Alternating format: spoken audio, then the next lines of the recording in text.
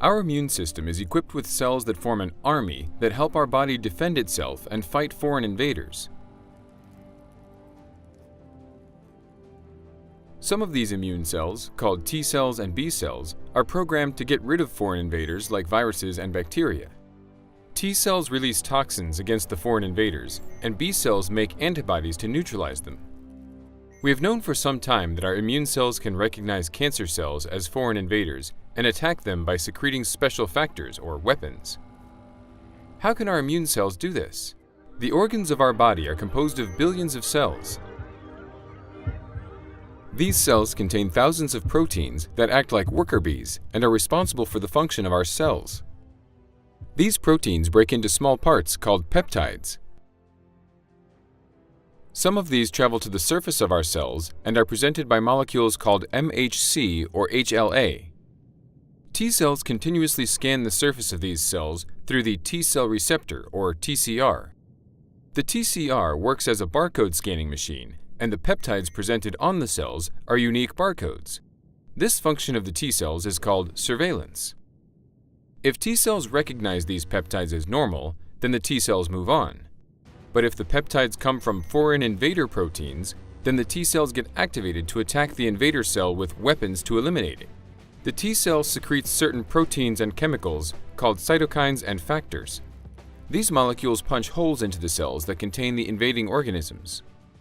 Proteins are your body's basic building blocks. They allow your cells to divide, rest, and function properly. But sometimes these proteins get changed or mutated. For example, smoking leads to mutations that make abnormal proteins in our lung cells. Sometimes when these proteins are changed, they stop functioning normally. This makes the cell become cancerous by making it grow and divide to become cancer. These mutated proteins are also broken down into smaller pieces and are presented as peptides on the surface of the cancer cell. These abnormal peptides are recognized by the TCR as foreign and activate the T cells to kill the cancer cells. But if the immune system can recognize and eliminate cancer, then why do people develop cancer? Sometimes the immune system fails to do its job. The immune response against cancer may not be strong enough, or cancer cells may evade the immune system. Tumors, or a group of cancer cells, can build a defense network against our immune system. These defense mechanisms can either prevent the immune army from entering the tumor or can weaken and inhibit the T cells. For example, tumors can express attack molecules on their surface that bind to the T cells and inhibit their killing activity. These molecules are called checkpoints, and examples are PD-1 and CTLA-4. The tumor can also secrete proteins, factors, and cytokines that inhibit T cells from attacking and killing cancer cells, and can also turn the T cells into friends of the tumor. These cells can then deactivate other T cells. These traitor T cells are called T regulatory cells and are the enemy of the killer T cell army. The field of immunotherapy has shown great progress toward a cure for cancer, after working at it for many years with some major recent breakthroughs. Immunotherapy is actually one of the most important revolutions in the history of medicine. What are the different types of immunotherapy? Immunotherapy functions in two primary ways: by enhancing the immune system and making them stronger, and by using drugs that help inhibit the suppressive immune environment of the tumors. One enhancement method is to create vaccines. Foreign antigens can be identified by identifying mutated proteins in the tumor. These mutated proteins, called neoantigens, can be given as a cancer vaccine.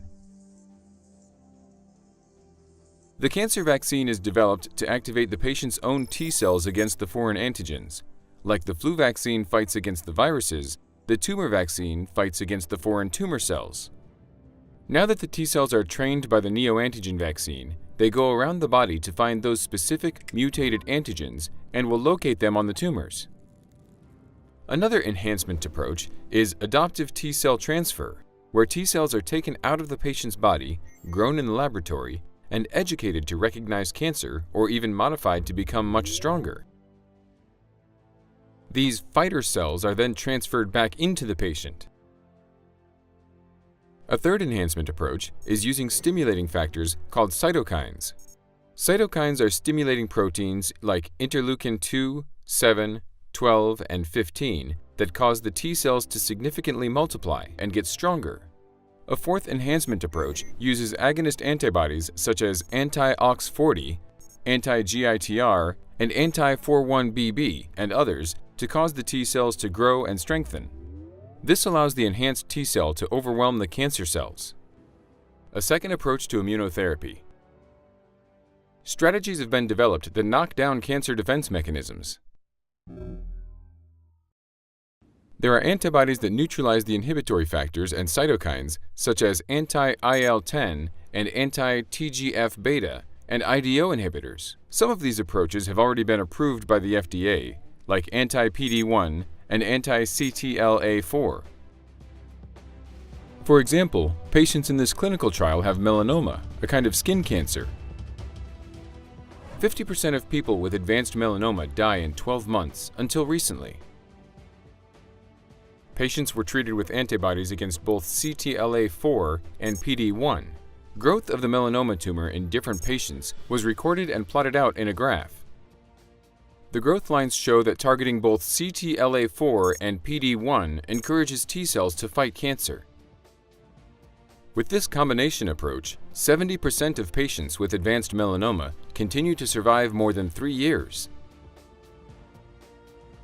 These therapies also have some side effects that need to be monitored very closely by the treating physician.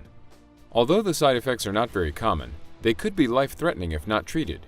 These side effects are treatable, especially if discovered early, which include diarrhea because of inflammation in the intestine, include some endocrine diseases that lead to weakness, thyroid dysfunction, or diabetes, and other side effects that need to be discussed with the treating team. The future of immunotherapy is in combining different approaches to accomplish two goals: to create a trained army of cells to attack the cancer and to break down the defenses of these cancers by unleashing your own immune defense against cancer to improve on the currently very impressive results that immunotherapy is already providing our patients.